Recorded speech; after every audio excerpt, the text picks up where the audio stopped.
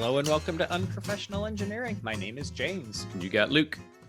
Luke, we're taking on, I don't know, a new one. What is FIRST Robotics? So where this started, for the record, was I was like, hey, James, let's think about tomorrow's engineer. Let's think about the future, James. Let's think about the people that are going to be making our wheelchairs and mobility devices whenever you and I are, our ripe old ages. And we start out with right around the corner for you. It is right around the corner based off of my gray hair that you just made fun of. So then we started talking about STEM and STEAM, and James says, which one did you say you hate? You hate STEAM. I'm a well-known STEAM hater. But you're a fan of STEM. Yes. Which I clearly don't know the difference between either one of them. It's obviously the A. I mean, the arts, come on. What's wrong with the arts portion? What are you painting? You drawing me a picture? Not the Picasso over here. Come on. So I'm a fan of both. For the record, everybody, I'm a fan of both STEM and STEAM. I'm not. And then we were like, this is too big of a thing to just do in one. So we're like, oh, well, let's take a look at like individual things. And the very first one we came up with was FIRST Robotics. So a couple of stats about FIRST Robotics, James. I need some stats right now. So it was founded in 1989. The gentleman that founded it, we'll talk in detail about him, I think, here in a little bit, is a cat by the name of Dean Kamen, Kamen. I think I'm saying right, Kamen. Not to be confused with Dean Cain, aka Superman, Clark, and Lois and Clark, Superman, Lois and Clark, Superman, and yeah. The star of the Challenger disaster. Whoa. Check out the Challenger disaster. We interviewed those cats. Yeah, exactly. Wow, Remember? this is like 7 degrees of Kevin Bacon kind of stuff here. All these 7 connections. degrees of Dean Cain. Yeah, something like that. So they have almost as of 2020 was the most recent stat I could find. They have almost 4,000 teams worldwide, and they cover at least 34 different countries. And that's all in for all the different programs they do, and we'll talk about the different types that they do here in a minute. So before I get into some Dean Kamen stuff, do you think Dean Cain has ever been in something with Kevin Bacon? Because if so, think how close we are in that game. I guarantee you we're at least a couple degrees away from Kevin Bacon, because I'm sure Kevin Bacon and Dean Cain are only 1 or 2 away. Yeah, if they're only one away, then we're only a handful away. I mean, we're basically Kevin Bacon. Yeah, essentially, yeah. Footloose. Footloose. All right. So like you said, founded in 1989 by Dean Kamen. Not Dean Cain, which is good, I guess. But also, he had some assistance from a physicist and MIT professor, Woody Flowers. So, of course, we can't go an episode without MIT connection, right? But we can not go an episode. So, Dean Kamen's Dropout. Oh, was he? Yeah, so he was going to one of the polytechnics. I forget which one of the polytechnics. And he actually dropped out. So I think he got some of those honorary degrees, but from what I could find, he does not have a degree from a university specifically. Fantastic. That's good, kids. Don't drop out, because you're probably not as smart as Dean Kamen. No. So he was disappointed with the number of kids, and particularly women and minorities, who were not considering science and technology careers or further education in those fields. So he decided to do something about it.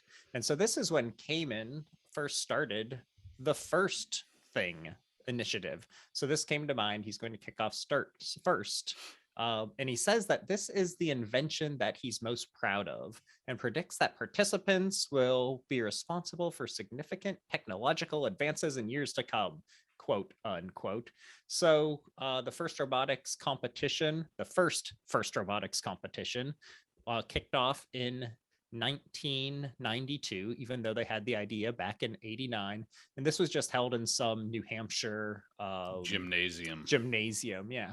So this is where there's something that I kind of have to admit that's a little bit shameful. So I looked into old Dean Kamen here, because if this is the invention that he's most proud of, what are all these other inventions that he's not so proud of, right? And so I looked into this. He has over 1,000 patents, which is He pretty does have a fantastic. lot. And he also was the inventor of iBot and the Segway. And Yeah. of course, I get super excited because he's the inventor of the Segway. And of course, we all know that the inventor of the Segway died by driving his Segway off of a cliff. Not the inventor. But exactly, this is the bummer, is that the person who drove off the cliff was actually Jimmy Heselden, who was the former owner of the parent company of Segway. So Dean here is still alive and doing well. Yeah, he's alive and I was kicking. super disappointed that it wasn't him that drove off the cliff. So that's a little morbid. I know. I felt a little bad, but really I did look into all of this just to talk about him doing that. So it's pretty cool. He seems to have focused on medical stuff. So going back even a little bit further, just I thought you were going to do like all the details on him. So he was born April 5th, 1951 in Rockville Center, good old New York, USA. I just found it. So in 1971, he left the Worcester Polytechnic Institute of Massachusetts. So WPIT, whatever that one is. And he invented a portable infusion pump. So this was a medical pump. And when he dropped out in 1976, before he finished his degree, he started a company called Auto Syringe Inc. He turned around and sold this company in 1982. Could you imagine being like, you're a college dropout, you start this company to I can imagine that, yes. and then like a couple of years later, you just turn around and sell it. It's just like, it's kind of crazy. So then he had all these other medical related type devices. He started a company called, DECA, where they did all kind of innovative things for like medical devices. And this is the part that I love the most. And it's near and dear to my heart, James. This whole time, he was dyslexic, just like I am. Oh, really? Well, it could be one of those things where like those like organizations for people, with dyslexia, they may just have claimed him, because I've heard that sometimes when they claim people are dyslexic, they're really not. They just kind of. So yeah, I found a couple have things. Have they claimed you, Luke? Nobody wants to claim me. Claims you. But yeah, apparently he was dyslexic, and a couple of pages confirmed that he spoke about it on different occasions. And so very good. There you go. You can, I don't know, go really far places, way further than I have gone with dyslexia. I think you've done very well for yourself, Luke. Thanks, James. And you didn't have a FIRST program around. I didn't. I'll be complaining about that later. Beautiful. I don't really have anything else on the history other than in 1998, I was still in high school. Wow. FIRST created the first Lego League through a partnership with the Lego Group. And so this was for the younger kids that couldn't go about doing all the high tech stuff that the other FIRST students don't steal my thunder. I'm going to talk about the specific programs they have. So the mission statement, and I memorized this. I didn't cut and paste this. Okay, let's hear it. So just so we understand, close your eyes, everybody. Unless you're driving, then don't close your eyes. Or if you have a Tesla, you can. If a Tesla, you can. The mission of FIRST is to inspire young people to become science and technology leaders and innovators by engaging them in exciting mentor-based programs that build science, engineering, and technology skills that inspire innovation and foster well-rounded life capabilities, including self-confidence, communication, and leadership. Wow. That's a mouthful. That feels like FIRST has all engineers working for it and nobody that wants to trim down their mission statement. There wasn't a period in that entire thing that I just realized I was running out of breath. It's a great mission. I approve of that. But it is. That was a mouthful. Before we go on, Luke, I know there's a bunch of cool stuff for us to talk about, the different leagues. How do you start a team? What's your team even do with FIRST? We haven't even scratched the surface of all of this information. But first, let's take a break for a word from our sponsor. FIRST Robotics. I feel like they don't really give money away. They get a lot of money from what I can tell. They get so much money. That should be my rant. But anyways, we don't have a sponsor this episode, but we do have shoutouts, which are way better. Way better Number than money. one. That's right. Said money. Nobody. Cole V wrote in and said, love the podcast. Been listening for a few months and I have quickly made my way through most of the episodes. I am an RN and an ECMO specialist. ECMO, Luke, is an extracorporeal membrane oxygenation machine. Wow. Basically an artificial lung that all your blood goes through to get oxygen pumped into it, and then it stuffs it back into you. So and Cole's an RN, so nurse, correct? So yes, a nurse that correct. runs this equipment. I gotcha. Yeah. And suggested that we do an episode on such technology. So I have it added to our list. I Very love cool. medical stuff, so I'm I all know about you it. do. Ugh, and then I get gross. Queasy. Yeah. Next is Ben G. Benji or Ben G? Ben G. Space Gotcha. G. Yes, I like this one. I've recently discovered your podcast on Spotify and have been listening non-stop. I love the variety of topics you guys present and love Luke's questionable research on occasion. I'm entering my third year of university at the Australian Maritime College. So if you didn't, check out our episode on marine Heck yeah. engineering. Also, I'm 37-year-old father of 3. Can I get a shout out for us oldies undertaking the pinnacle of degrees, engineering, yeah. not including civil? So good job for you. That's outstanding. Why is it always my research that people question? Because I think that's kind of pointing something out there, Luke. Yeah, jerks. And one more shout out that I'm going 3. to boldly put out there is that we can now announce that the Unprofessional Engineering swag store is now live on our website. So if you go to unprofessionalengineering.com, you're going to find a little tab that says store, and you're going to be able to click on it, and you're going to buy all the t-shirts and stickers and hoodies and underwear that your little heart could desire. This is a bold statement because it's not actually live as of Yet. the time we're recording, so I'm putting a lot of pressure on myself to make it happen. I'm also ordering my Tesla today because I'm assuming we're going to make so much money from this. It'll just be pennies for me. It's seriously like $1 per t-shirt. It's outstanding.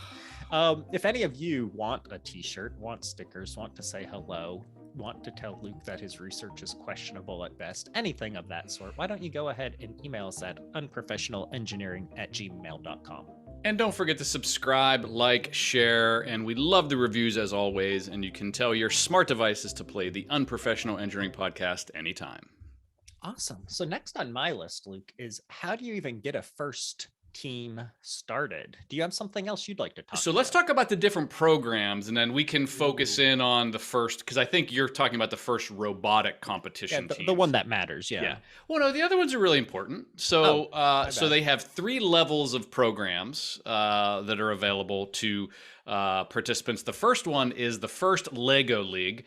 And like you said earlier, when you were stealing my thunder, this is for the younger crowd, but it goes all the way up to 16. I saw 'Cause that. I don't know about you, but I like playing with some Legos. And Like if I was going to mentor one of these groups, it's going to be that get one. out of the way, kids. Don't touch it. You'll break it.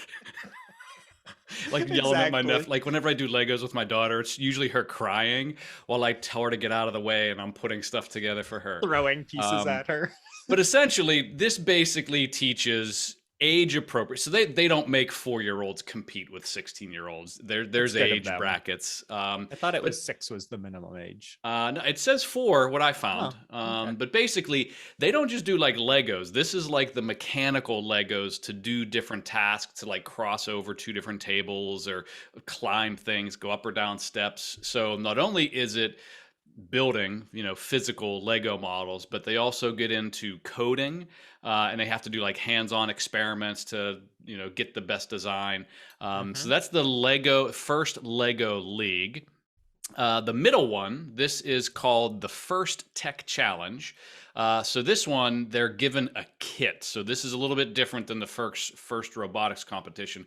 So in this one, the teams purchase a kit and they have a set number of components they're allowed to work with.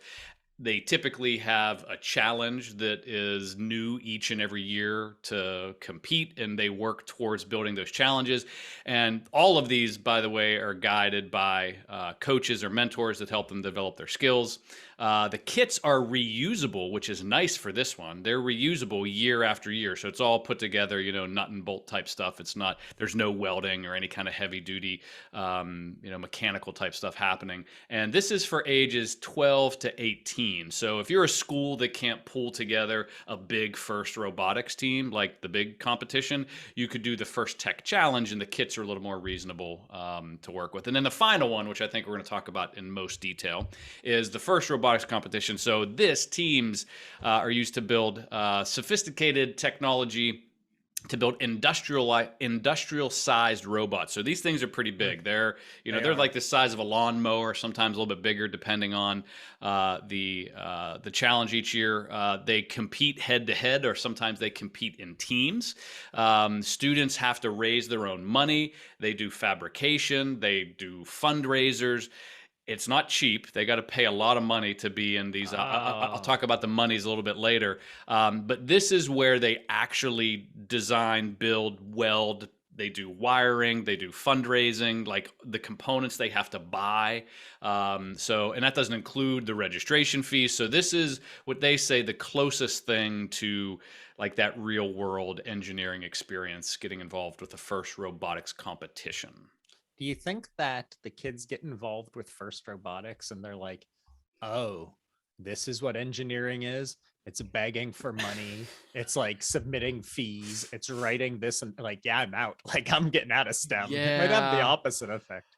I know we're not going to talk a ton about the other ones that aren't FIRST Robotics, but I did want to call out that the first Lego League, when it kicked off in '98, it had 210 teams, which I thought was, that's pretty good your first year, right?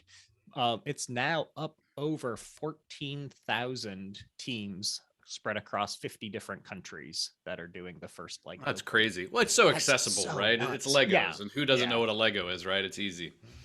That's true. Very cool stuff. Okay, so FIRST Robotics, getting your team together. Is that where we're headed next? Yes, it is. All right, super easy. Like this is a piece of cake, it seems. And it takes cake. very little time, commitment, and certainly not many dollars as well.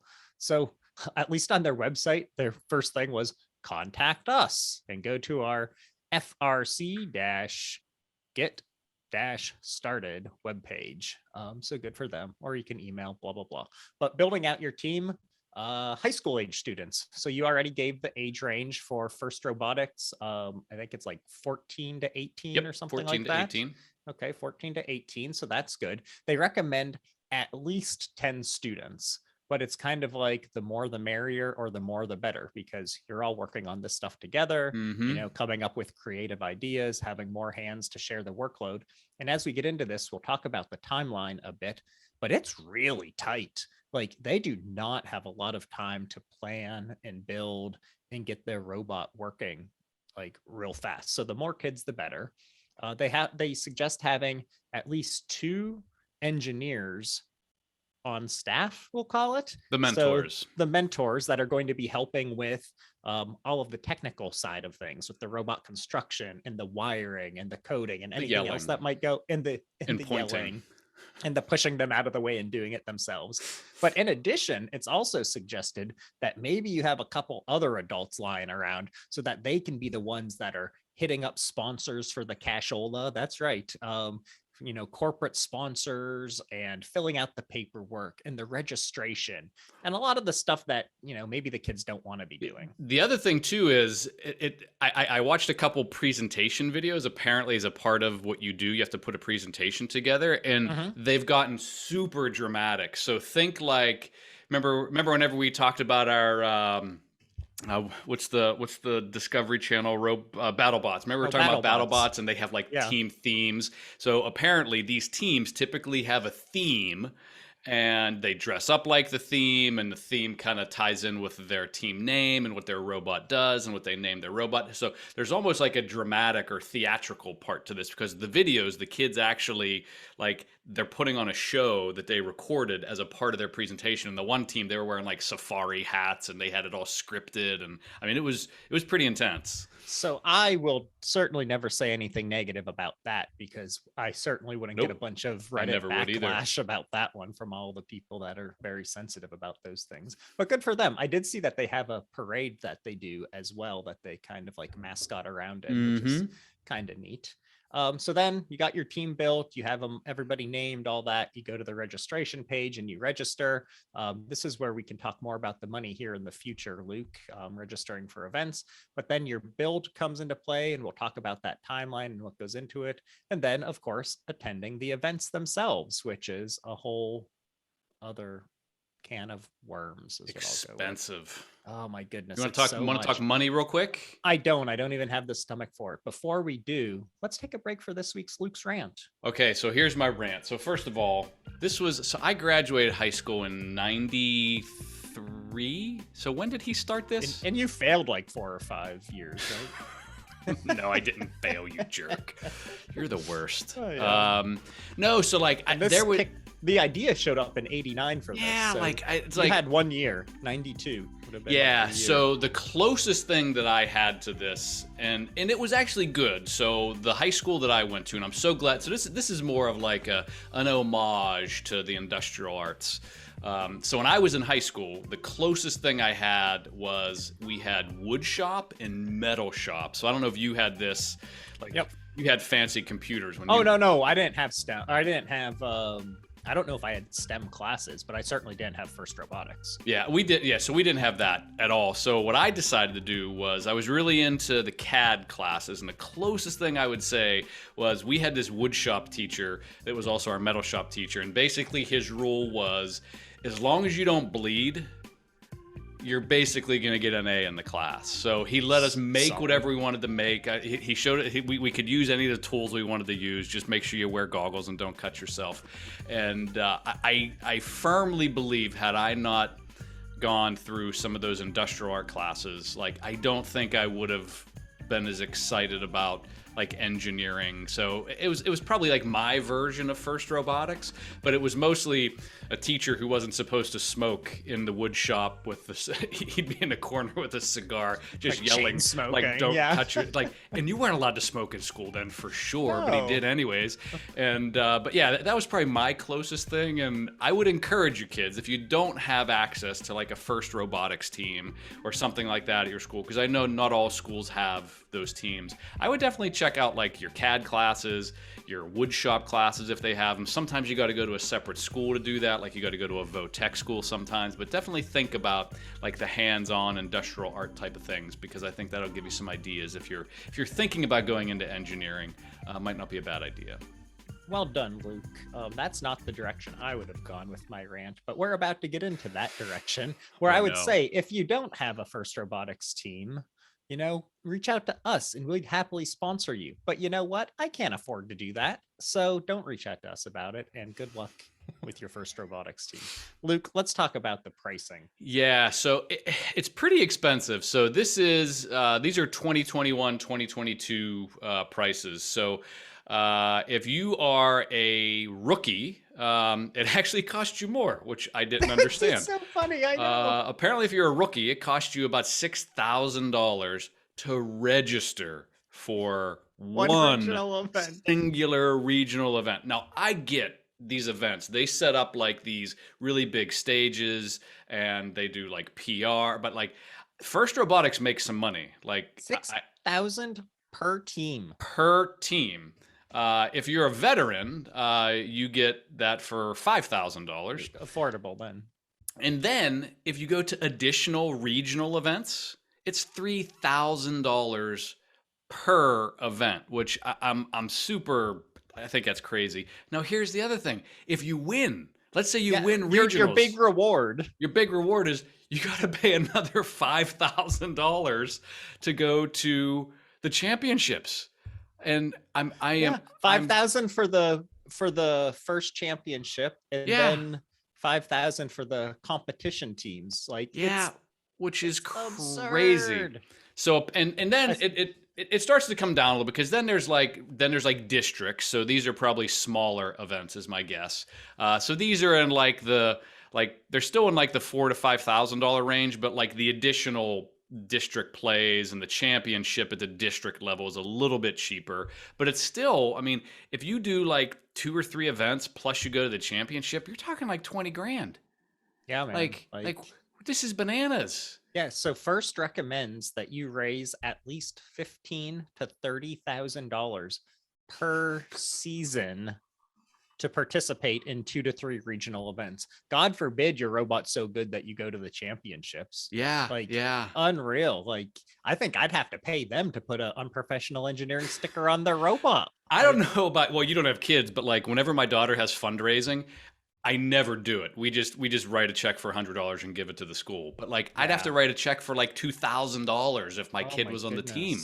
It's unreal. I couldn't believe the prices. It made me kind of sad. Like, the idea was all like, let's get more people interested in STEM and kids and women's and minorities and all these things that he's talking about. And they're like, no problem. Just give me $30,000 and we can make that happen. Like, now, apparently there's grants. So a lot of these schools do get grants from like companies and parents that are mentors. Their companies a lot of times donate money. They do fundraising and those sorts of things. But regardless, 30K is 30K, no matter how you slice it. 30K. Whew. So let's talk a little bit about, what do you actually do with this FIRST Robotics thing, Luke? You mentioned that there's some sort of robot involved and maybe there's a contest, and I assume that means you can win or lose. How does this all work? So what they do is they lay out a challenge for you. And the challenges are, so if you look at, there's a video for what this year's challenge was, the 2021-2022 season. And each year it's slightly different. It usually involves robots performing, it always involves robots performing some type of tasks, either getting a ball in a hole. And it always seems to relate balls or stacking. So this year, they have this 2-tower. One is like a low tower and then a high tower. So, and then what they do is they have to operate autonomously for the first, I think, like 30 seconds or something like that. And the idea is these robots have to kind of be able to scan the area, like the Tesla I'm going to buy once we get all that merch. Sure. Yep. And drop the ball into either the lower point scoring location, or they can shoot it into the higher point scoring location, and then they load up 2 more balls, and then they repeat this process over and over again over a certain amount of time. And then at the very end of this year's competition, they want these robots to like hang themselves upside down like bats. So there's this thing that looks like like parallel bars, and the preview video they show, it shows these robots like swinging and grabbing the next bar, swinging, grabbing the next bar. And each ball you get in, you get a point. Each ladder you climb going up higher, you get points. So these robots have to be pretty sophisticated, autonomous for a certain amount of time, and then driven or steered and controlled by the teams. So that's the challenge. Whoever scores the most points moves on to the next round, and then you got to pay another $5K to play again. I don't know if you spent any time looking through like the wiki links of the old competitions that they had and the different challenges, but there's some pretty creative ones out there that I thought looked like a lot of fun. I actually judged a competition here in Pittsburgh probably, maybe, how did they get you on that? Maybe 12 years ago, something. It was a really long time ago, and it was down at, I think it was the Civic Arena at that point. That's how long ago this was. Oh, yeah. And I think this one was a box stacking. I'm pretty sure like they had to pick up boxes and move them and stack them, and the higher you stack them, the better it was. And I was judging the there was a presentation they had to do. So mine wasn't necessarily judging like the mechanical or engineering aspects. It was their presentation. So like these teams came up, gave like a 5-minute presentation, and I basically told them whether they did a good job or a bad job and ranked them. It was kind of fun, so. Okay. That sounds like it would be interesting. I'd like to judge some children and tell them that they're smarter than me. That's fine. So real quick about like the building process. Like, I'm not going to get into this, which I thought we were going to be able to be like, here's how you build your best robot. Well, when the challenge changes every year, you can't really tell someone how to build their Yep. best robot, right? So in May, usually the registration for the season is going to open. That's nothing. You can just not do anything for a long time. January is when the season kickoff is, and this is when Mm-hmm. the build season begins. And then March is when the regional districts and competitions start happening. So if you're thinking about that, January, you're starting to build your robot. March is when you're starting to compete. That gives you a whopping 6 weeks, Luke. 6 weeks to put your robot together. This is so silly that ASME, the American Society for Mechanical Engineers, the best kind, put together their little guide. Week 1 is when you design your robot. Week 2 is design and prototyping the subsystems for your robot. They give you a generous 2 weeks for building all of the systems. Week 5 is integrate the subsystems and build the robot. So put it all together. And then you have 1 week to test and practice with your robot before you're sent off to the competition. That's aggressive. It's super aggressive. So that's I don't know. That's not for me. The other thing too is these robots. I've seen the robots. They're not pretty. I mean, and they're not super functional. Super, because they have a really specific task that they need to accomplish, and yeah, and they're doing all kinds of stuff. I mean, they're welding, they're soldering. You know, there's tons of motors and processors and sensors. This year, I don't know if this was the first year, but the autonomous mode. The fact that you have to have someone in high school smart enough to understand autonomous operation of a vehicle to perform a certain task. I mean, that's just crazy. Even if you're depending on your mentor for that, that's still a pretty big ask for kids to participate in, I think. Yeah. You think that there's people that are like, well, our build season started a little bit early and we're just not going to tell anyone? Oh, I'm sure there's the teams are like, well, engineer 1 and 2 actually built this and the kids got sent off to eat ice cream or something? I would hope not, but it is interesting. Like, you can look at a map of the teams that have won and kind of figure out where there's a lot of money and a lot. So there's a lot of Michigan, and I'm thinking, a lot of the automotive manufacturers have a lot of engineers that are mentoring. And then you go like SoCal, there's a lot of high schools in Southern California. There's a handful in Texas that have won, but like very few have been from Pittsburgh, if any. No offense. Poor Pittsburgh. No offense, Pittsburgh kids. I know. I think it was there was a guy that I used to know at the tech shop before it got closed down, and he was a mentor for, I think it was Shady Side Academy's FIRST Robotics team. He was one of those folks who sold a company for like $1 billion, and this was his hobby then. So good for him. I thought that I would look into how you win, because I mean, if I'm going to do something like this, I want to win, right? Yes. So I was like, okay, how do I do that? I score more points by scoring more baskets or stacking more boxes? Not really. What this really comes down to is a whole bunch of different prizes for the competition and awards. So like there's a bunch for like machine creativity and innovation awards. So there's like the autonomous award, like you were talking about, sponsored by Ford, creativity award, excellence in engineering, industrial design, sponsored by General Motors.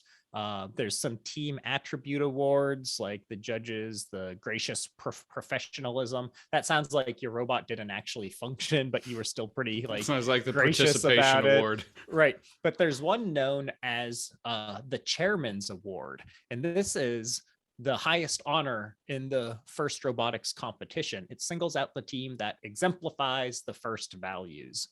So I'm guessing this is probably like you were a good sport. You were like, you followed all the rules, and you probably kind of won the competition. So that's really the one that you're gunning for from my crack research that I had done. So the last thing before we wrap up, I want to make sure that I mentioned is you might be listening as an engineer, a parent, wondering how you can help out because this is ridiculously expensive for children. So if you just go to firstinspires.org, that's where I'd say the majority of the information I found was, other than reading books and periodicals, because that's what I do. And the robots that you built. Yeah, and the robots that I built. So go to firstinspires.org. That's the FIRST Robotics website. And there are links for donating money. You can look up volunteer opportunities, or if you happen to be one of those folks who wants to spend some extra time, you can mentor a team. And like James had said, you don't have to be a crack genius engineer like James and I, who are so good Right. at Us, engineering that we don't do it anymore. that too. Like, you don't have to be that. Like, you could just be a professional that's really good at marketing and maybe doing, like fundraisers and ways to make all that money they need to participate. So make sure you go and help out. I thought this was super interesting. I've been really hoping my daughter would get involved in some of the robotic stuff at the school. She Yeah. doesn't seem super interested, but who knows? We'll see. Good luck. I hope that she gets interested in it I, soon. I gotta spend money. We'll see. Yeah, I know, right? One thing I would throw out there is you also get a pile of scholarships. Like there's Oh, just like yeah. scholarships out the wazoo for FIRST Robotics stuff. So there are scholarship opportunities from 200 plus providers that total $80 million. Wow. And they give away 3,000 of those. I think in 2020 they gave away 3,000 of those. So maybe if we sell enough T-shirts, our $1 per shirt profit, we could sponsor a scholarship for this. Maybe That is so many. after I buy my Tesla. Well, Sorry, obviously, kids. that's already worked in. Okay, so hopefully you all learned something about FIRST Robotics. You can email us and tell us what we didn't get right or what was really important that we didn't cover for all of you who are participating, either students or mentors in FIRST Robotics. You could just write in and say hi, or you could write in and show us a picture of that sweet, sweet Unprofessional Engineering t-shirt that I'm sure you're going to be buying in no time. To do all that, email us at unprofessionalengineering@gmail.com. And until next time. See ya.